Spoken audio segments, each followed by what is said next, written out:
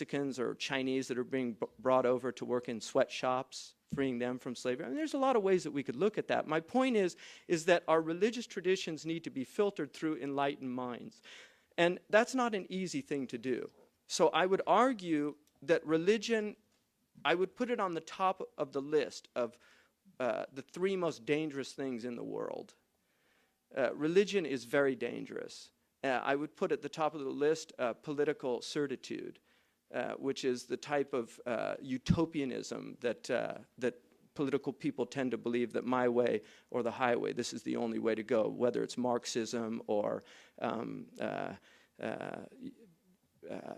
some type of economic theory that is the only possible solution to the world's problems. Globalization, you know, it's inevitable. There's nothing we can do about it, and you just have to you know, suffer the consequences, and some of us will reap the benefits. Whatever it is, if there's certitude, we're in danger.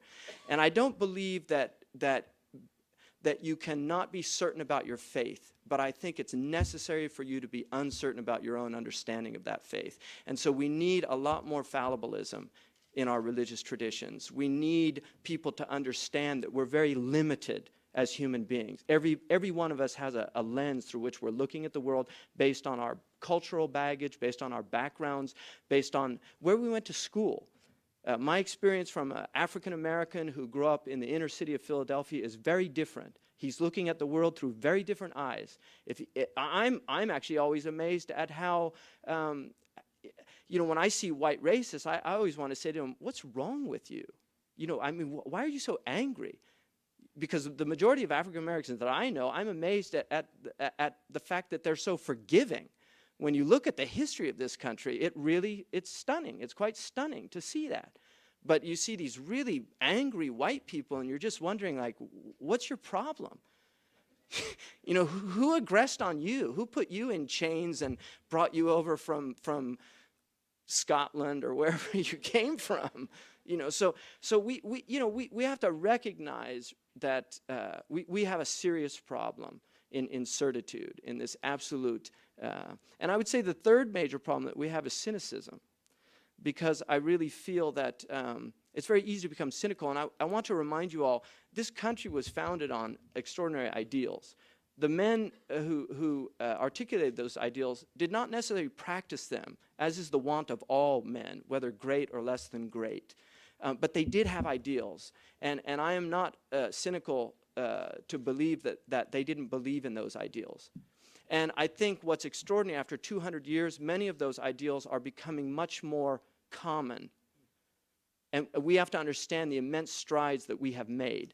But we still have a long way to go. And I believe that the American Muslim community is challenging this country once again, whether or not there's still room at the table. Every community that's come to this country has had to duke it out to find a place at the table, with the exception of the Anglo-Saxons. The Irish had to do it. The Scottish had to do it. It wasn't about just color. The Irish are as white as the moon. But it took a long time for the Irish to finally get a president in the White House. It took a long time for the Irish to get some respect, so that they weren't mixed or people that you didn't want your daughter to marry. The Chinese, the Japanese, increasingly the Hispanic community. These are immense strides that we've made in our country.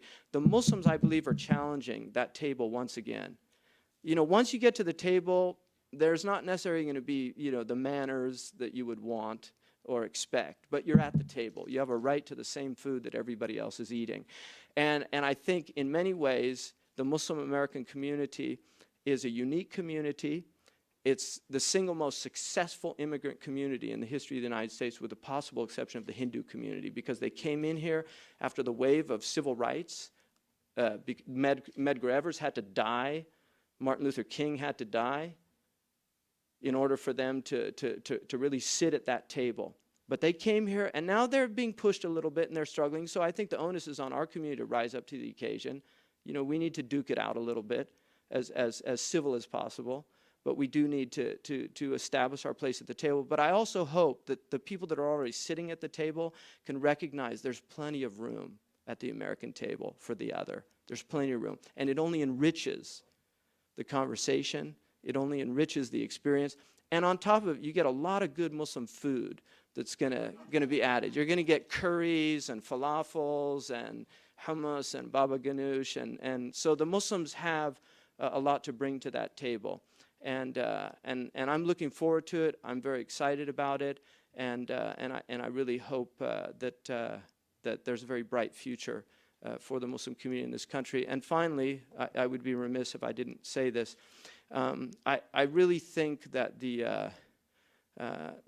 this country has in many ways deviated from that course, from those ideals in several of the things that have happened. And I know this is not news to many of you, but I really think that we need to think deeply about really what are the founding principles of this country? What are we about as Americans? I don't want to see America redefined. America cannot be a lie.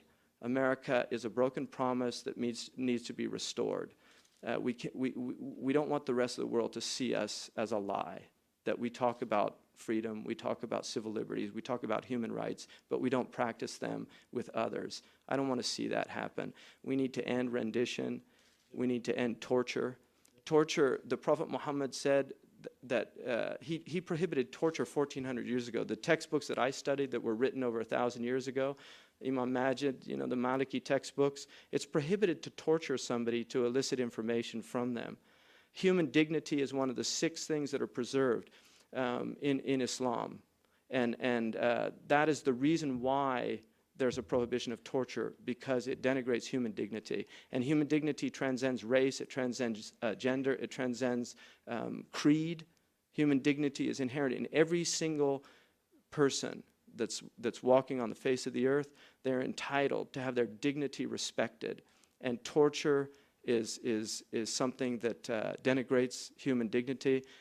It's amazing for me that it's even a question. I would have never believed that Time Magazine or Newsweek could have the torture question with a question mark in my lifetime. I just can't believe that. It wasn't the America that I grew up in. It wasn't the America that my mother taught me about. It wasn't the America that I got in my civics courses. And I just, it troubles me to no end. And I think we really need to think deeply about where we're going as a people, where we're going as a nation. On the other hand, I think there's immense reason to be hopeful as well, and that's why I've got 5 children that remind me that I have to be hopeful. It's an obligation for me to be hopeful. I cannot become a cynic for their sake, and the world's a challenging place, so thank you.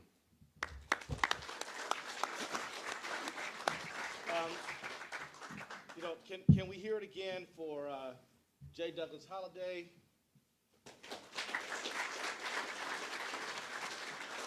And Sheikh Hamza Yusuf, everybody. So now what I'd like to ask everyone to do is to participate in an interactive dialogue. And I just want to say this, and I want to ask your permission for something. I'd like to ask your permission if we could limit comments, questions, or whatever you want to say to 1 minute. And that way we can get more people involved in the dialogue. Because I've been to a forum or two when there's no restriction. You kind of keep rattle on for a while. And I want to ask your permission if I may be the one to enforce the 1 minute rule. Is the 1 minute rule okay? Yeah. Can I enforce the 1 minute rule? All right. All right. Well, let's get some dialogue started. Who's first? Right in the back?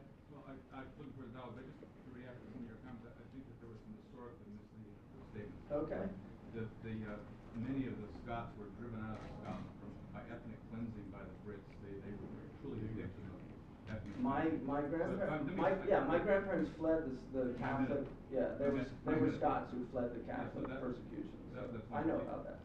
The Anglo-Saxons were more than just a single group. The Baptists and Methodists were prohibited from practicing religion in New England and in Puritan New England. And so they're the ones that had doctrinal imposition. They had basically a kind of purity that didn't allow any other kind of religion. So it's not just between the Baptists and the Episcopalians. It's really I agree.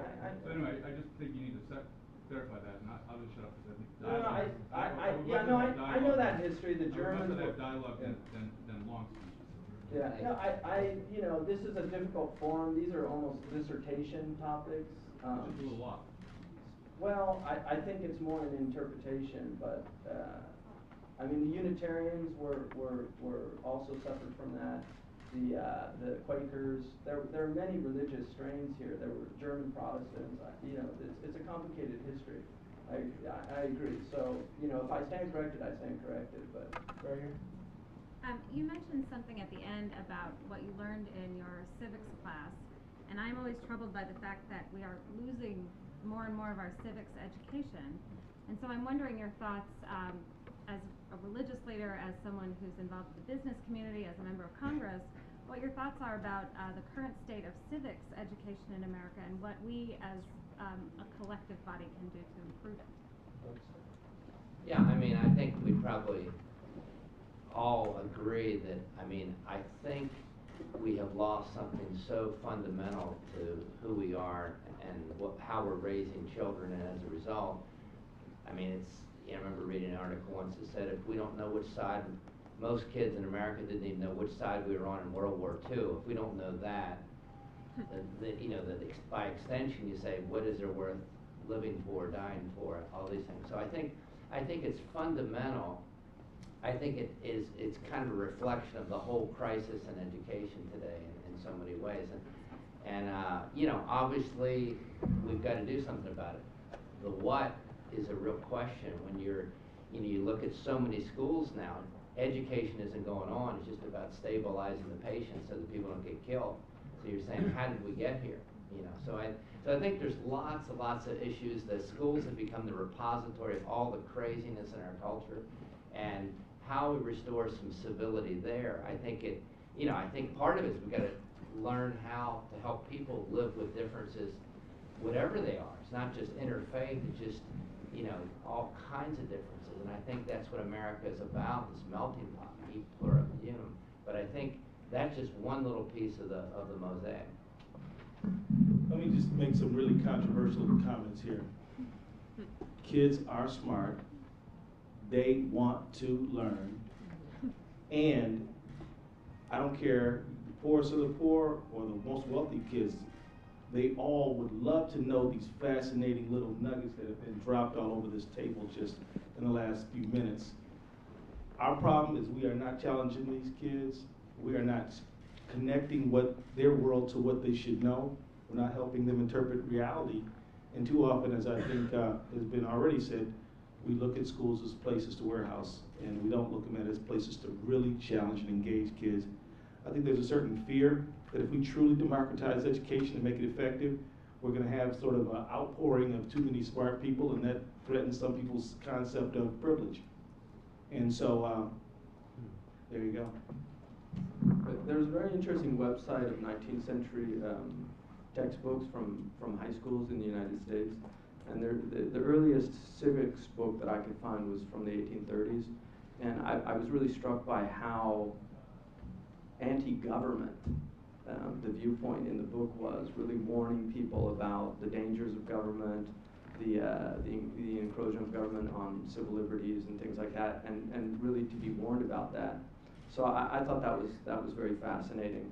I was also struck by the fact that I inherited my great-grandmother's rhetoric book from 1882 in Wisconsin, small town in Wisconsin, which today I think a graduate student would have a hard time getting through it. I mean, quite literally, it's written by Bain, a Scottish logician. But in the book, they have a section on the emotions, and there's a large section on the manipulation of people's emotions by politicians, and fear, and talking about demagoguery and the use of fear in scaring people, and why you should be aware when you listen to speeches from fearmongers and the certain types of rhetorical devices that they use to create fear. I just thought it was very fascinating that people, young people were taught these things in school, and I think we tend to forget how individualistic and how libertarian the United States of the 19th century was. I really believe that. And Can I add one little piece of that? It's interesting to look at the success literature in this country, all the way back to Benjamin Franklin and other things, up until the 40s. And it's interesting if you kind of peruse an old bookshop. It was all about character. Success was who you are as a person when no one was looking. It's the decisions you make. In the 40s, things started changing, the late 40s. It was more about technique. So now you hear every kind of success seminar, any kind of book that